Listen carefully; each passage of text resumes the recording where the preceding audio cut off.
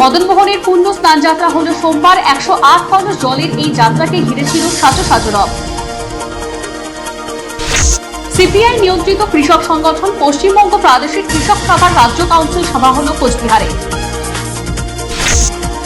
স্নান যাত্রার পূর্ণ লগ্নে শারদোৎসবের খুঁটি পুজো হল তুফানগঞ্জে। অবিরাম বর্ষণে জল যন্ত্রণা কোচবিহার শহরের সর্বত্র, বাড়ছে নদীর জল। বিজ্ঞান ও গণিতের প্রতি শিশুদের আগ্রহ বাড়াতে মেলার আয়োজন হল মাথাভাঙায়। এই অনুষ্ঠানে রাজ্য শিক্ষামন্ত্রী উপস্থিত ছিলেন।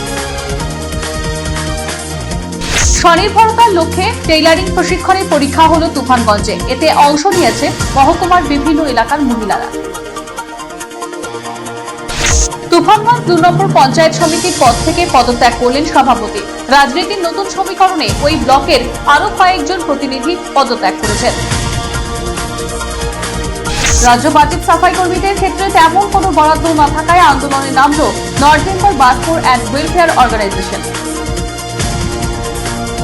কোচবিহার জেলা জুড়ে লাগাতার বর্ষণ, ফলে জলস্ফীতি ঘটেছে তুফানগঞ্জের বালাবুতে।